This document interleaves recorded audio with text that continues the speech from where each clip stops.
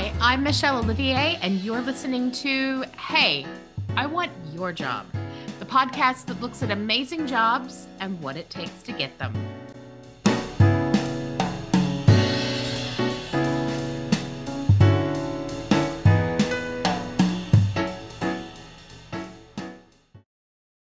Welcome to this week on Hey, I Want Your Job. And God's honest truth, there's not enough money for me to do this man's job. Like, honestly, oh my giddy aunt. My husband, on the other hand, is already fanboying over this episode. He's so excited. Wade Simmons, what is your job title? So I am a filmmaker who works in funeral service, and I'm currently being trained to do pro wrestling. That last step was the doozy for my husband. I'm not going to lie to you, Wade. Pro wrestling, we'll talk about all of it, but let's start there, my friends. First of all, why? It's storytelling. Okay. I love wrestling. I'm a very big, Brock Lesnar fan, Roman Reigns fan, The Rock. My favorite wrestler is actually Kane. So I grew up watching it, and it was something I always wanted to do.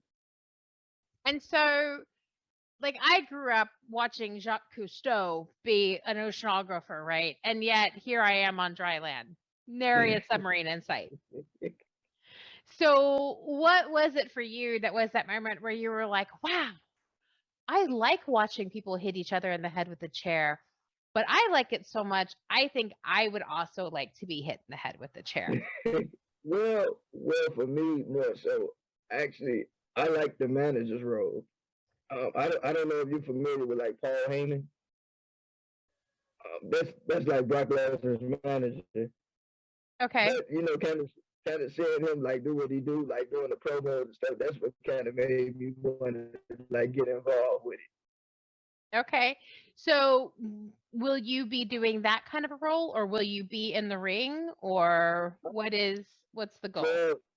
Well, I'm being trained to do both, but I would rather be a manager. Yeah.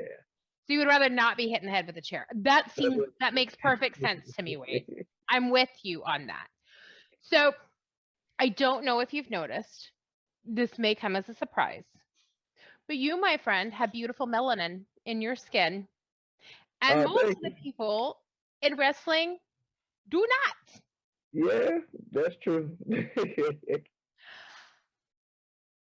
How do you feel about that issue? Like, have you had any pushback, any raised eyebrows? Like, I mean, this is like a white people thing, right? Like, has that been said? Like, no, because to be honest, like now they're like all types of people into it now.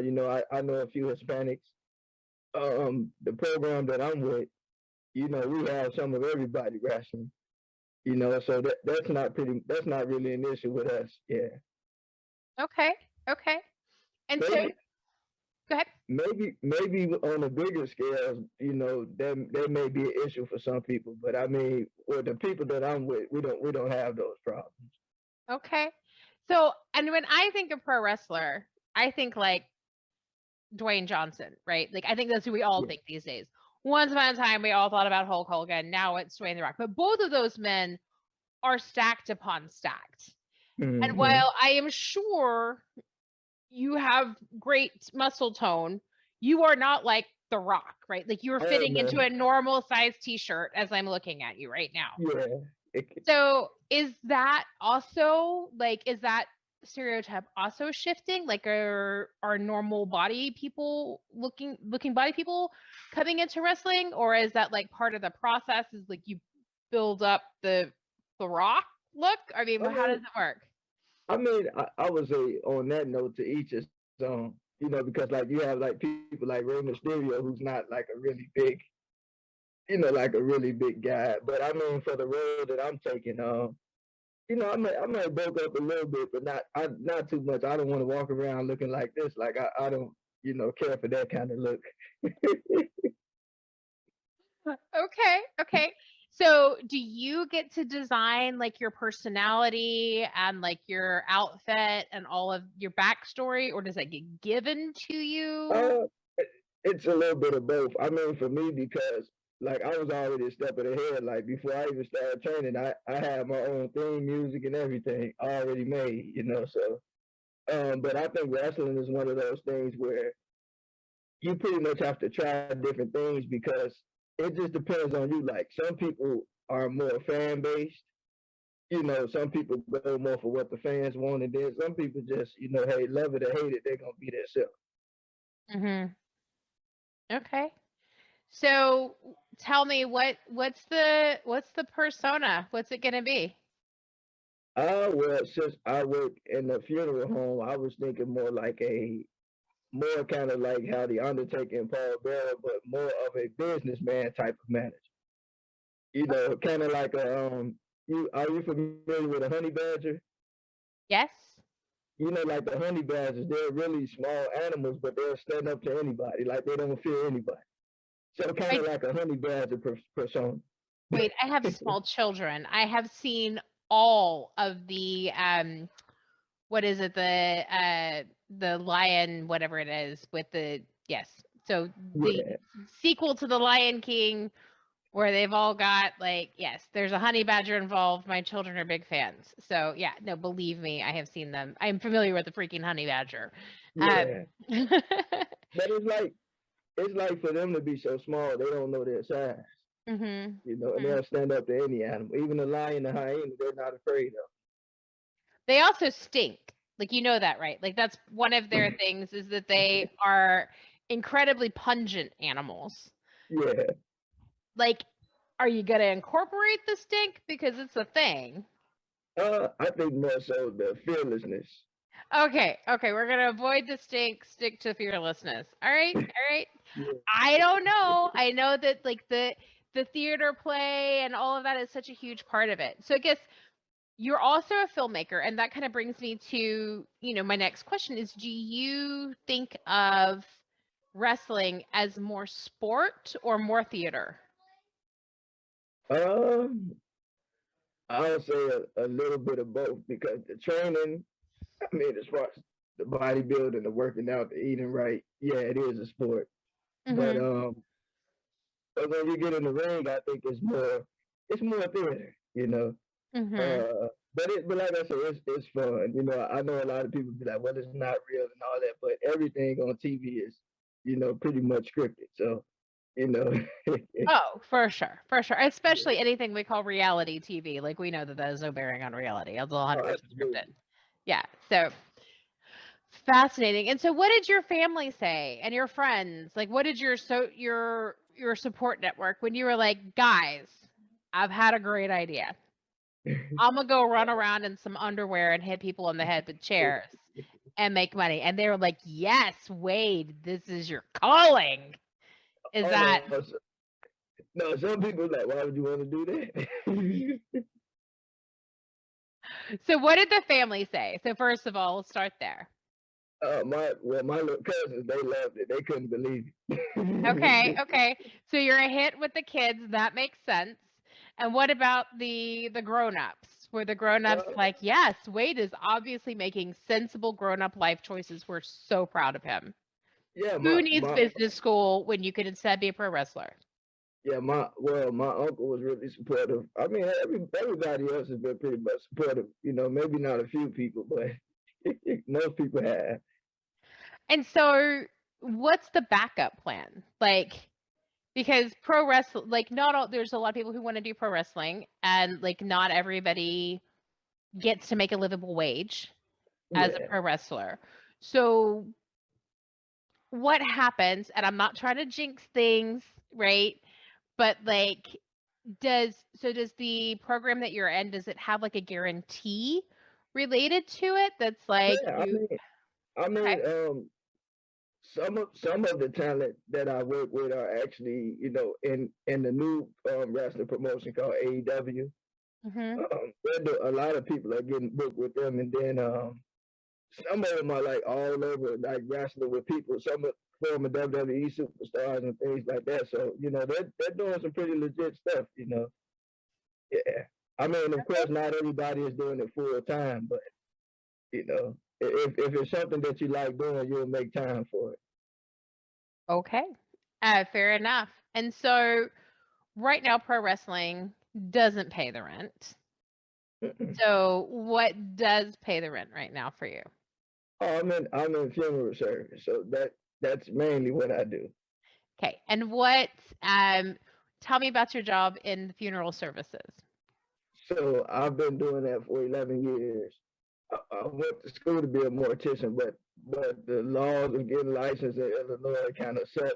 But for the most part, answering phones, cleaning up, staying overnight, just helping people filling urns, things of that nature, some of everything. Okay. So you Yeah, do a lot of like the office management and customer support and those sorts of elements of the funerary services. yeah. Okay. So you're not We actually necessarily- like embalming and like I body mean, prep. no, when we went to school, we had to do all that. But I mean, everybody's different. Some people like to do that side of it. Some people like to do both sides, and then some people just like to stick to one part of it. Sure. So you stick more to the live people than the dead body part. I feel Yeah. that. Um, so COVID's been really hard on the funeral service. I had on the show, I had a mortician last year, and he was talking about how difficult it was in terms of like it changing the way that funerals were able to be held and how people were able to mourn, etc. And he was in a little town in Indiana. You are not in a little town. You're in Chi. So Mm. talk to me about reality of the funerary services in a pandemic in Chicago. So in Chicago, it was really rough because one of the funeral homes the one that I work for, we do a lot of services. It's a pretty well known place. They're like here in Illinois, well in Chicago, rather, there are quite a bit of funeral homes that are well known. So for them, it was kind of rough because at first you had to do 10, let only 10 family members in. And so, if you look at it, like if you have 10 different families and then you can only let 10 in, at a time, that can be a little difficult. So that was a bit of a challenge for us, yeah. And I mean, I imagine that would just be really kind of hard for you working and seeing every day the difficulty Oh, it for was. It those was families. it was pretty bad where we had to hire security. I Oh, mean, wow. because again, first of all, to lose anybody under any circumstances is rough. So to tell people like you gotta wait to see your loved one or you can't see your loved one, of course, everybody's not gonna take that too well.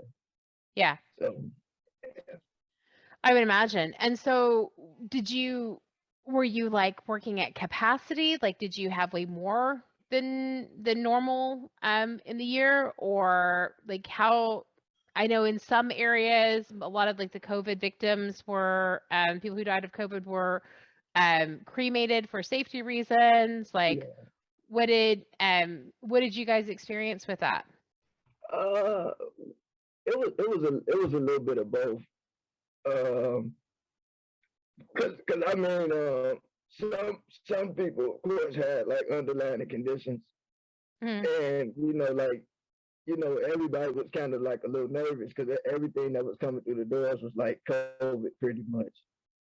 I mean, a lot of people feel differently about that, but based off what I've seen, it took a lot of people out. And so what what did you do for you to keep your kind of emotional, because that's a lot to go through for you personally Well, to process. well, Like, how did you well, this, handle it? well, this might sound funny, but honestly, I tune people out. So a lot of times, even though I'm working, I'm kind of like in my own little world. Um, and I think that's just kind of one of the things that helped me. Like it's like I'm there, but my mind is kind of, you know, Okay. wiring somewhere. So distracting yourself with things like the pro wrestling, with things like the Yeah, filmmaking, that sort of thing is exactly how you got through. Okay. I can see how those things would be very distracting. So yeah. that makes sense. So all of the things you have chosen to do with your life, if you don't mind my saying, are weird as shit, right? Like, there's not like a lot of kids sitting around being like, "Mommy, when I grow up, I want to work with dead people." Like, that's not a thing, right? Like, Yeah. I got 2 kids. Like, that is never on their list. One of them wants to be a ballerina. I'm not sure he knows what a ballerina is, but he's convinced that's for him, Wade. And then, like, the other one, I think probably, oh, he wants to be a paleontologist this week. So, but like, got it, right? One's dinos, one's dancing. Perfect. Dead people, not so much. Where did all of this come from? Like, have you always just been like really wanting to see, like, things from a different perspective, or is it like, what do you think it is that is the kind of the unifying theme for all of this stuff? Now this is something that I was actually thinking about today. Like a lot of people like said to me, like, you're jumping all over the place. You're doing film, you're doing funerals, you're wrestling, you're doing this. But one thing that they all have in common is storytelling. Because if you think about a funeral, people come together, they come to celebrate somebody's life, they tell you a story about the person. Wrestling, storytelling. Filmmaking, storytelling. So to me, it's kind of all the same, you know. Okay, so to you, it's just always you've always Yeah, just been a storyteller. Okay. yeah. So, looking at it from that perspective, what do you think to date has been the story that you've told that you've been the proudest of? Oh well, for me, I would say that like not taking life or time for granted. Um, Anybody that knows you will tell you that if I want to do something, I'm always kind of just doing it. Like I don't put things off too long. Just because in reality things change every day. So if it's something that you want to do, you just have to. You can't think too much about it. You just have to do it. I'm like the type of person that if I want to dive into some water or something, I'm not gonna look back. I'm gonna just do it. So, I can't even imagine what the answer to this is going to be, but when you think about like your personal, like, people that you look up to from a professional sense, so not like, my uncle is my hero or something like that, but like Yeah. the professionals that you're like, that's the guy I want to be. Like, who do you see that you want to aspire to be, that you want to emulate? Well, to be honest, um, I was always fascinated with Walt Disney's story and George Lucas. Okay. And reason Those are being, some big shoes, my friends. Walt Disney and George Lucas, that's like I have a mental image of George Lucas trying to be a pro wrestler. So thank you for that, because that's weird. Um so okay. So that's like huge scale, both very public storytellers, both filmmakers, and both very on the wholesome end, right? Like, obviously Disney is kids and, yeah, family movies, but George Lucas as well. Like, he's, not a lot of F-bombs in Star Wars, right? So, um, is that family vibe? Is the kids element to it? Is that something that's important to you?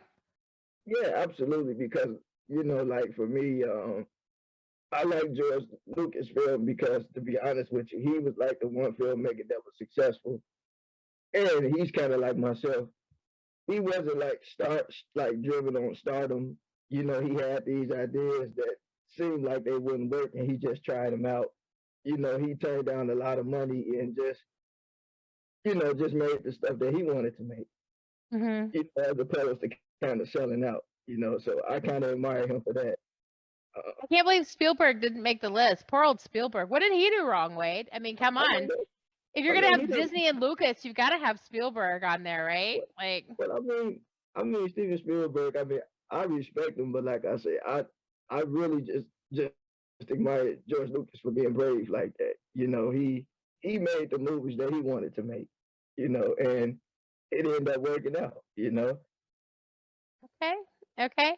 So if I gave you a magic crayon and said, go and draw the storyboard for the ultimate Wade Simmons film project, and I will give you all the funding you need to make that a thing.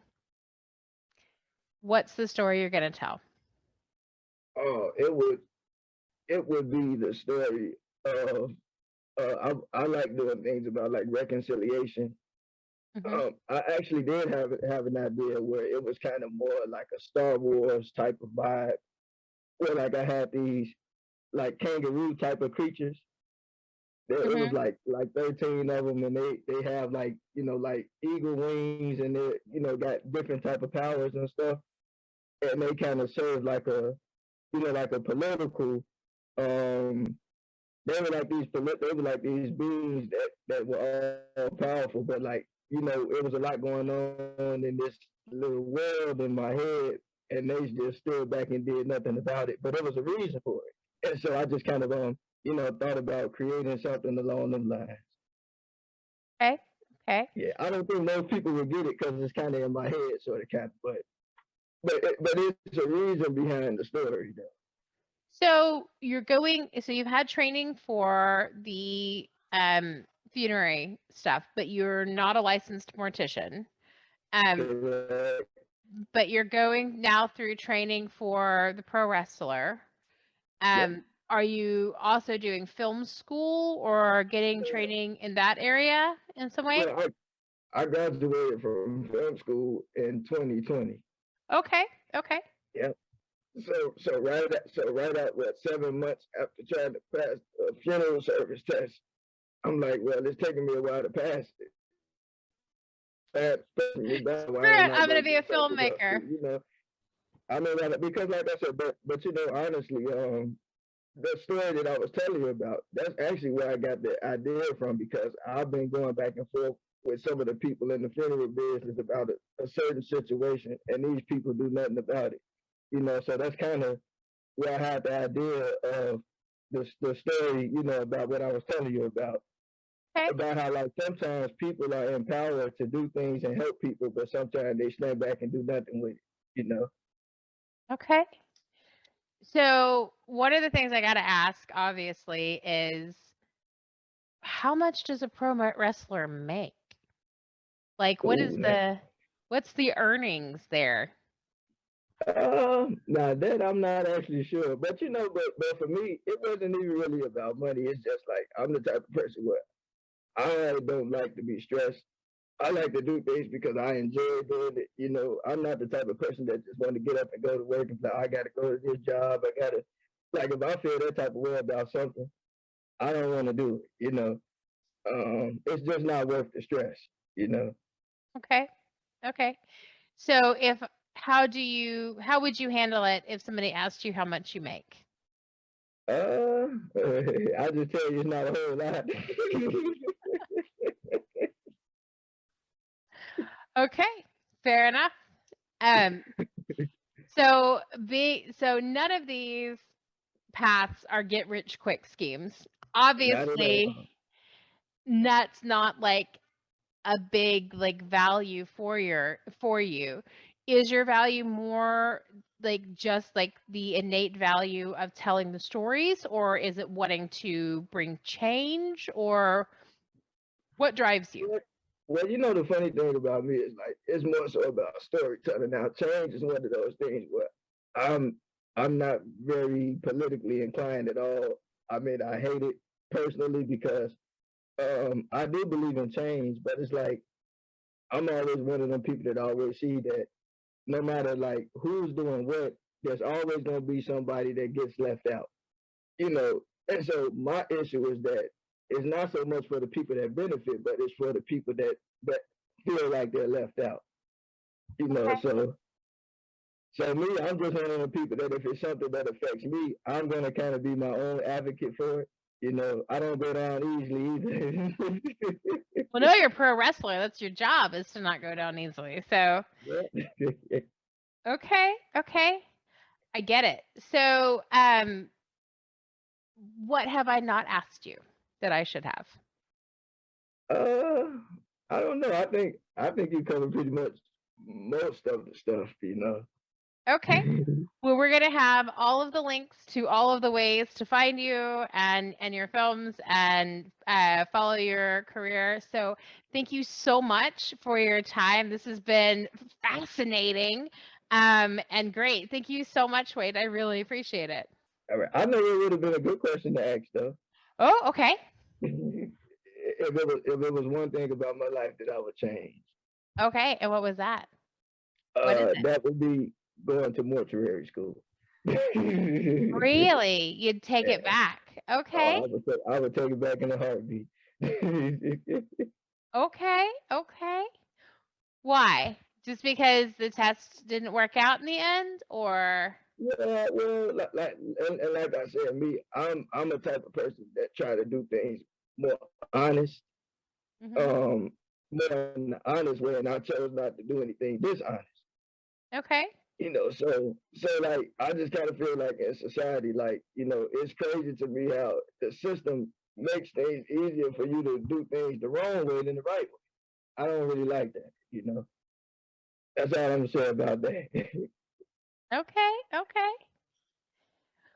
Well, in that case, we will make sure they have all of the links included for people to find you. I've had a great time chatting. Thank you so much, Wade, and thank you very much. Bye. Yeah, well, hopefully one of them will work out. You've been listening to Hey, I Want Your Job. For more information on how you can get your own awesome job, visit ONH Consulting at www.onhconsulting.com. We offer incredible resumes, no-nonsense career advice, and real-world tips for landing a job in today's market. Check us out on LinkedIn, Twitter, Facebook, and Insta for more insider information. Soon, you'll be hearing us say, I'm Michelle Olivier, and hey, I want your job.